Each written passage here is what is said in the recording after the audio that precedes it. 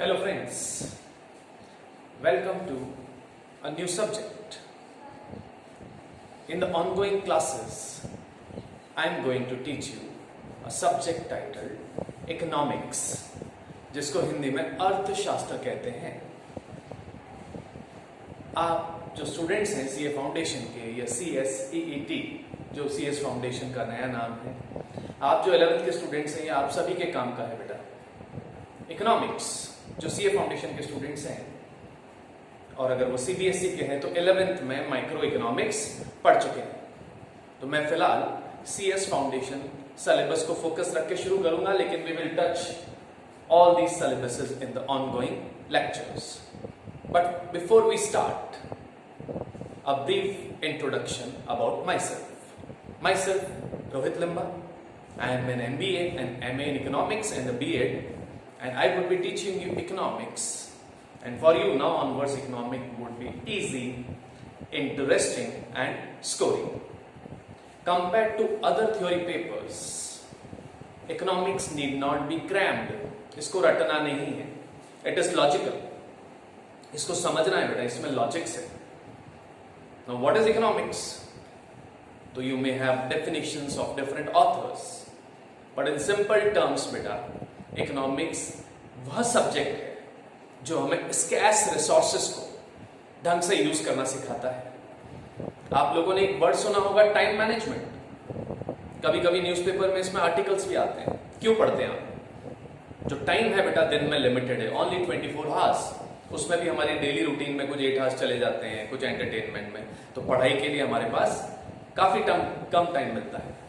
तो we need to manage our scarce time, limited time. Same way we human beings have unlimited wants.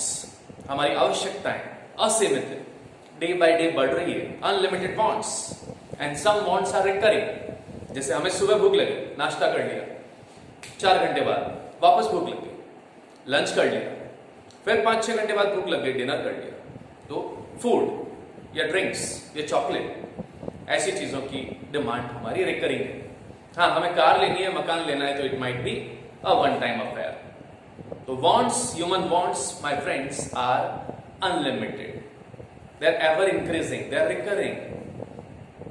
जबकि जो means है, जो resources है, जिसकी मदद से हम हमारी वांट्स पूरी करते हैं, ये रिसोर्सेज बेटा स्कैर्स है. एज अ स्टूडेंट आपके पॉकेट मनी आपकी रिसोर्स है. तो क्या आप अपनी पॉकेट मनी से सारी नीड्स पूरी कर सकते हैं? As a household, as the earning member of my family, my income is far greater than your pocket money, but still my wants are far greater. तो मेरी इनकम अगर 50,000 या 1 लाख पर मंथ भी है, तो बेटा जो मेरी वांट्स है और कुछ लग्जरी रिलेटेड वांट्स है, तो वो और भी ज्यादा है. तो summary is wants are unlimited, whereas the means to satisfy them, the resources to fulfill those wants are strictly limited. तो इकोनॉमिक्स बेटा रिसोर्सेज से डील करता है, हमें सिखाता है कि हमारे रिसोर्सेज हम कैसे ढंग से यूज करें. ये ब्रीफ इंट्रो ही था बेटा. हम इकोनॉमिक्स क्या है, कैसे इसका बर्थ हुआ, who is the father of economics, what are the various definitions of economics, what are the various kinds of economies, ये सब पढ़ने वाले हैं इस सिलेबस में. मैं आपको आज सीए फाउंडेशन का सिलेबस ब्रीफ में बताऊंगा, and I will touch the unit, I will touch the chapter 2, जो हम सबसे पहले लेंगे.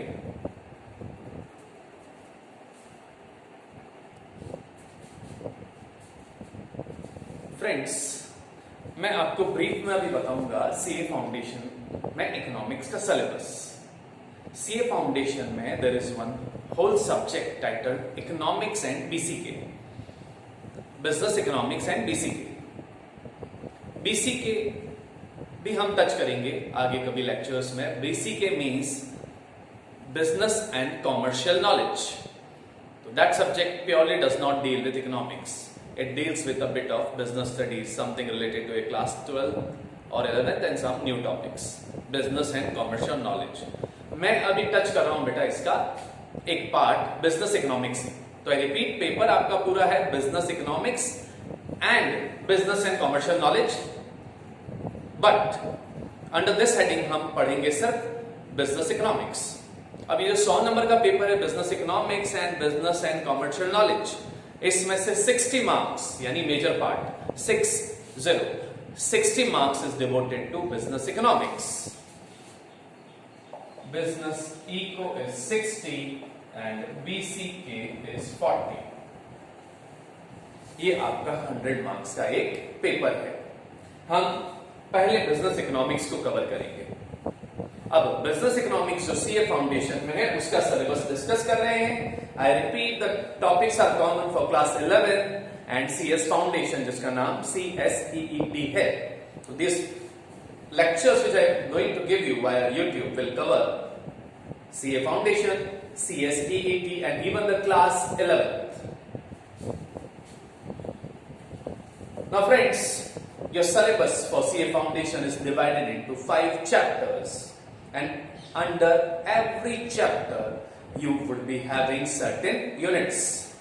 Let us take a brief look at these 5 chapters. पहला चैप्टर आपका nature and scope of business economics. इसमें एक नया वर्ड आ गया बेटा आपके लिए। अगर आपने पहले इकोनॉमिक्स पढ़ा है तो योर सिलेबस टिल क्लास 12 अगर इकोनॉमिक्स पढ़ा है तो you have studied economics. This term is slightly different, business economics. तो हम ये भी देखेंगे कि what is the difference between economics and business economics, what are the various definitions of economics, what are the various kinds of economies। आपने सुना होगा economies broadly 3 तरह की होती है, कैपिटलिस्टिक, सोशलिस्टिक एंड मिक्स्ड। तो this is the introductory chapter where I will introduce you to the nature, the basics of economics. Then we will come to chapter 2, which is the biggest chapter carrying the most marks weightage. This is titled Theory of Demand and Supply. But इसमें बेटा काफी सारे units हैं। इसमें हम पढ़ेंगे theory of demand, then elasticity of demand, then demand forecasting, theory of supply, elasticity of supply, consumer behaviour under the cardinal approach, consumer behaviour under the ordinal approach. ये chapter 2 अभी मैं और डिटेल में brief में discuss करूंगा and in the next lecture will start with one of the units titled Theory of Demand. Your chapter 3 is devoted to production and cost. तो यहां हम प्रोडक्शन का मीनिंग पढ़ेंगे, हम पढ़ेंगे what are the various factors of production, what are their characteristics. We will also study the various laws of production. There are 2 laws of production, one of short period and one of long period. The short period law is called law of variable proportion or the law of returns to a factor, and the long run law is called law of returns to scale or law of constant proportion. तो production हम detail में पढ़ेंगे बेटा। Then within this unit we will also study cost. We will study about various kinds of cost. Finally, in chapter 4 we will study markets. The forms of market. What is a market? What are the characteristics of market? What are the classification of market? In which we have perfect competition, monopoly, monopolistic competition, oligopoly. The characteristics of various forms of market, and most important, price determination. How are the prices determined in the market? In all these chapters, there would be certain formulas and graphs. So it won't be theoretical like your subject business studies. There would be formulas, there would be numericals, there would be a lot of graphs, and there would be logics, reasons, causes. Finally, we'll study the 5th chapter titled Business Cycle, which is also called Trade Cycle. आपने ये word सुने होंगे बेटा, recession, depression, boom, growth, recovery. तो these represent a business cycle. Economic activity कभी constant नहीं रहती है ऐसे, ये ऐसे. It rises, falls, rises, falls. So this is called a business cycle. जैसे इकोनॉमी में तेजी आई तो growth, boom, highest point, then there is a slide, नीचे आते हैं, तो this is called recession, and then सबसे नीचे डिप्रेशन, देन अगेन रिकवरी, तो such a thing is called business cycle. हम इसकी फेजेस पढ़ेंगे और इसके डिटेल्स लेंगे। तो ये आपका सीए फाउंडेशन का सिलेबस है जो हम कमिंग लेक्चर्स में लेंगे। आज हम चैप्टर 2 का प्रीव्यू ले रहे हैं my friends, just an introduction. In my next lecture I will be teaching you theory of demand.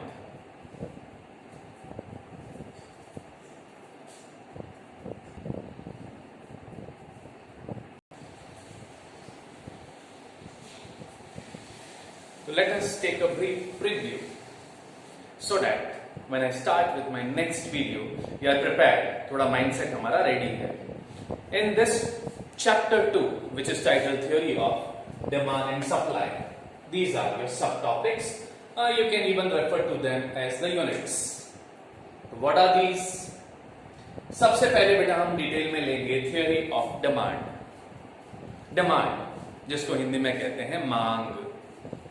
Now, as students, आपको लगता होगा demand means need, want, desire. But बेटा demand is a specific word. It is not equal to desire. It's quite different from it. तो कैसे different है? तो हम इस यूनिट में क्या पढ़ेंगे सुन लें एक बार। हम पढ़ेंगे the meaning of demand. Demand किसे कहते हैं?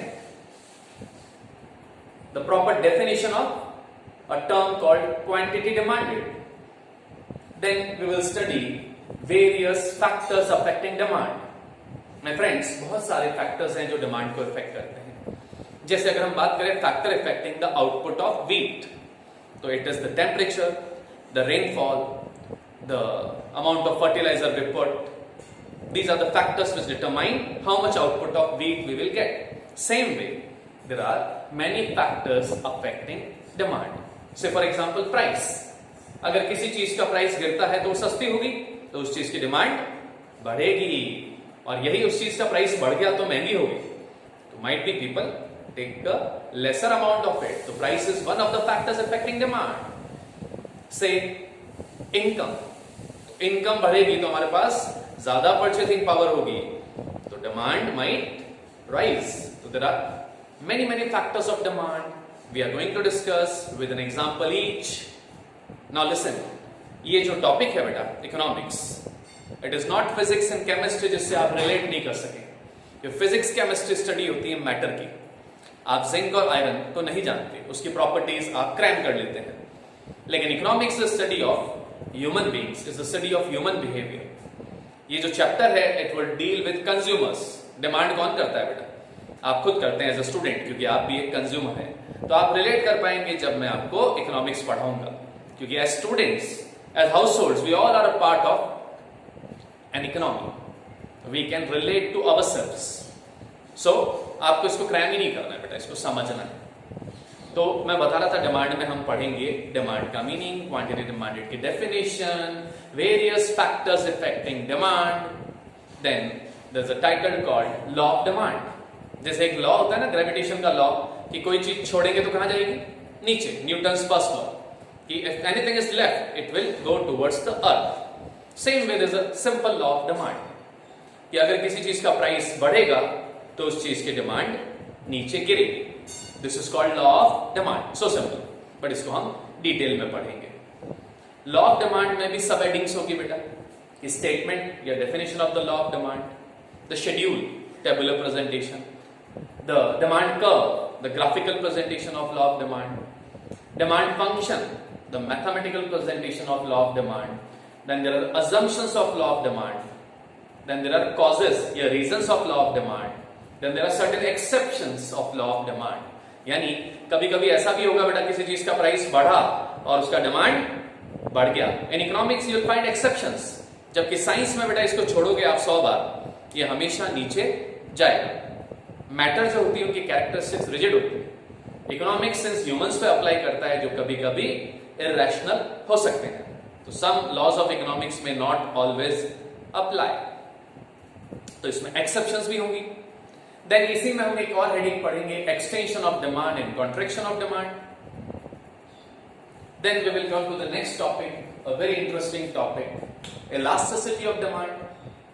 इसका ब्रीफ में मतलब होता है बेटा, प्राइस में चेंज होने से डिमांड कितना चेंज होता है। से प्राइस 10% चेंज होने से डिमांड 30% चेंज होता है, तो इट्स मोर इलास्टिक। और प्राइस के 10% चेंज होने से डिमांड में 2% चेंज होता है, 3% चेंज होता है, तो this is called less elastic. तो ऐसा कुछ कंसेप्ट है। इस कंसेप्ट को बहुत थरोली समझेंगे हम। इसमें टाइप्स ऑफ मेथड्स हैं, तो there are 3-4 methods, we will study them. There are factors affecting demand, there are lots of graphs relating to elasticity because there are 5 degrees of elasticity of demand. There are types of elasticities: price elasticity, income elasticity, cross elasticity and advertisement elasticity. तो आप देख रहे हैं, this is a vast unit. Then हम पढ़ेंगे demand forecasting. आप लोग newspaper news देखते हैं, तो न्यूज चैनल में न्यूज के एंड में मौसम पूर्वानुमान, वेदर फोरकास्टिंग आता है बेटा, कि अगले 24 घंटों में कहां कहां बारिश, बर्फ या ओले गिर सकते हैं, कहां आंधी आ सकती है, कहां तूफान आ सकता है। तो this is called weather forecasting, यानी फ्यूचर में वेदर कैसा रहने वाला है उसका फोरकास्ट करना। आपको ये भी लगता होगा कि कभी कभी न्यूज में आता है कि जोधपुर में बारिश होगी लेकिन होती नहीं है, that means forecasting is not accurate. लेकिन हाँ, 10 में से 8 टाइम्स से 7 times it is accurate. So same way demand forecasting for a producer means कि भाई वो जो माल बना रहा है कितना बनाए, तो he should first forecast the demand कि मैं ये मार्कर बेच रहा हूं तो इसके 1 लाख यूनिट बिक सकते हैं, तो मैं 1 लाख बनाऊंगा। लेकिन अगर 50,000 ही एक्सपेक्टेड डिमांड है, तो मुझे 1 लाख बना दिया तो ओवर प्रोडक्शन हो जाएगा, लॉस हो जाएगा। तो I must first forecast the demand कि भाई आने वाले 1 महीने या आने वाले 1 साल में जो मैं प्रोडक्ट बना रहा हूं उसकी डिमांड कितनी होगी। तो हम डिस्कस करेंगे डिमांड फोरकास्टिंग, इसके various methods. Then we will study a topic just opposite to demand, that is supply. As consumers हम डिमांड करते हैं बेटा, लेकिन हमारी डिमांड कौन पूरी करता है? प्रोड्यूसर या फर्म्स। तो जो फर्म्स है या प्रोड्यूसर है उस माल को क्या करते हैं? हमें अवेलेबल कराते हैं। तो इससे मिलता जुलता कंसेप्ट कहलाता है सप्लाई। तो हम पढ़ेंगे बेटा डिमांड जितनी भी सब हेडिंग्स इसमें आएगी, theory of supply. And again जितनी सब हेडिंग्स इलास्टिसिटी ऑफ डिमांड में है, वैसी ही हेडिंग्स इलास्टिसिटी ऑफ सप्लाई में भी पढ़ेंगे हम। Then the last topic is consumer behavior, which is highly interesting. As consumers हम चीजें कंज्यूम करते हैं because they give us satisfaction, they give us utility. आपको भूख लगी है तो आप पिज्जा हट में जाके पिज्जा ऑर्डर करते हैं। You pay an amount, so you pay 300 for a pizza. Why? Because by eating the pizza आपकी हंगर सेटिस्फाई हुई। आप बिस्लरी की बोतल के 20 रुपीज देते हैं because say you are thirsty, तो by drinking that water your thirst is getting satisfied. आप हमारे कोचिंग सेंटर पे आके हमें फीस देते हैं क्योंकि हमारी सर्विस, जब हम सब्जेक्ट को समझाते हैं तो आपको समझ में आ जाता है और आपके अच्छे मार्क्स आते हैं। तो our teaching has a utility, so you pay for it. A pizza has a utility, you pay for it. तो इसमें बेटा हम कंज्यूमर का बिहेवियर पढ़ेंगे। हम पढ़ेंगे कंज्यूमर कोई चीज खरीदता है तो उसकी कितने यूनिट्स खरीदता है। इसको हम ऐसे भी बोल सकते हैं कंज्यूमर इक्विलिब्रियम। तो यहां हम सीखेंगे एक रैशनल कंज्यूमर को किसी चीज के कितने यूनिट्स खरीदने चाहिए। इसमें वैसे तो कंज्यूमर की 7 अप्रोचेस होती है, बट वो एमए लेवल पे पढ़ाते हैं हम। आज के लेवल पे 2 ही अप्रोचेस हैं, cardinal and ordinal. Cardinal approach को एमयू, मार्जिनल यूटिलिटी अप्रोच भी कहते हैं, और ऑर्डिनल यूटिलिटी को इंडिफरेंस कर्व अप्रोच भी कहते हैं। फ्रेंड्स, ये सिर्फ आपका चैप्टर 2 का प्रीव्यू था। In the next lecture we will start with the first topic, theory of demand. तो keep waiting. Have a nice day. Thank you for listening.